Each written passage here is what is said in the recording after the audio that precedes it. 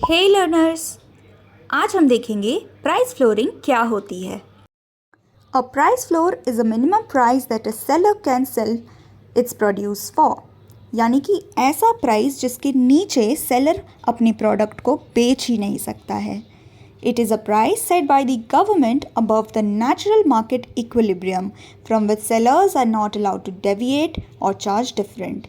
Government हमेशा एक artificial price set करता है जो कि नेचुरल मार्केट इक्विलिब्रियम, यानी कि वो पॉइंट जहाँ पे डिमांड और सप्लाई इक्वल हो उसके ऊपर ही रहे, और सेलर्स को गवर्नमेंट का प्राइस जो सेट किया गया है उसे फॉलो करना ही पड़ेगा, वो उससे डेविएट नहीं हो सकते।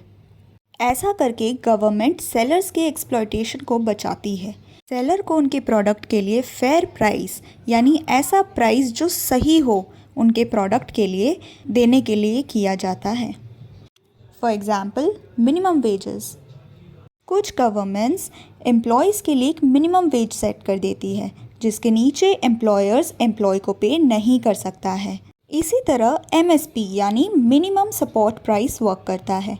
गवर्नमेंट ने MSP इनिशिएट किया जो कि ये गारंटी करता है कि एक रेगुलर एंड स्टेडी और अश्योर्ड इनकम फार्मर्स को मिलती रहे। इन केस अगर कभी मार्केट प्राइस MSP से नीचे गिर गई, उस केस में भी फार्मर्स को MSP वाला प्राइस ही मिलेगा क्योंकि वो गारंटीड है, उसके नीचे प्राइस जाएगा ही नहीं। चलिए समझते हैं प्राइस फ्लोरिंग के कॉन्सेप्ट को।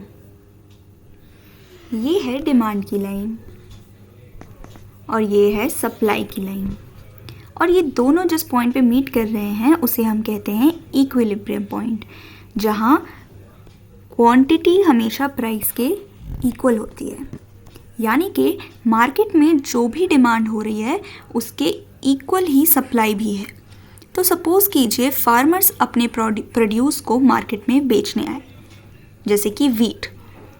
तो अब मार्केट ने जो भी क्वांटिटी फार्मर्स ने बेचा उसके हिसाब से वही प्राइस दे दिया, यानी जो भी फार्मर्स प्रोड्यूस लेकर आए थे वो सब मार्केट में बिक गया क्योंकि डिमांड और सप्लाई इक्वल थे। लेकिन गवर्नमेंट ने ये रियलाइज़ किया कि जिस प्राइस पे डीलिंग हो रही है वो बहुत कम है, इसीलिए उन्होंने एक नया प्राइस सेट किया। उन्होंने कहा कि अब से वीट इसी प्राइस पे बिकेगा।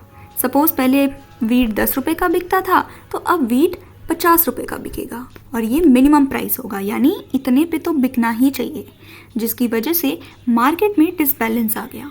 क्यों? क्योंकि हमें पता है कि प्राइस और डिमांड का इन्वर्स रिलेशनशिप होता है, जिसकी वजह से जैसे ही प्राइस बढ़ा डिमांड कम गई। क्लियरली पहले Q क्वांटिटी बिक रही थी तो अब वो Q0 क्वांटिटी पे चली गई। क्यों? क्योंकि प्राइस में राइज था। सिमिलरली सप्लाई साइड बिल्कुल ऑपोजिट हो गया, क्योंकि सप्लाई और प्राइस आर डायरेक्टली रिलेटेड, जिसकी वजह से जैसे ही प्राइस बढ़ा हमारा सप्लाई का क्वांटिटी भी बढ़ गया, Q1। अब इसकी वजह से मार्केट में क्या हो गया ना, एक डिसबैलेंस आ गया, ये गैप आ गया मार्केट में। यहाँ पर सरप्लस सप्लाई हो गई जबकि डिमांड तो उतनी थी ही नहीं, जिसकी वजह से गवर्नमेंट यहाँ पे इंटरवीन करती है और कहती है कि ये जो सरप्लस है इसे हम खरीदेंगे। अब गवर्नमेंट इसे क्यों खरीदेगी और इसका करेगी क्या? तो गवर्नमेंट इस बफर स्टॉक को इमरजेंसी के लिए यूज़ करेगी। जैसे कोई भी आपदा आ गई, नेचुरल कैलामिटी आ गई, जिसकी वजह से बहुत ज़्यादा बड़ा लॉस हो गया, लोगों के पास खाने की कमी हो गई, तो वो इस बफर स्टॉक से खाना प्रोवाइड करेंगे, या कोई भी काइंड ऑफ इमरजेंसी में इसी बफर स्टॉक को वो यूज़ कर सकते हैं। और सेकंड, वो इसे एक्सपोर्ट पर्पस के लिए यूज़ कर सकते हैं। वो इस बफर स्टॉक को एक्सपोर्ट करेंगे और वहाँ से प्रॉफिट कमाएंगे। तो ये था कॉन्सेप्ट प्राइस फ्लोरिंग का। Subscribe for more.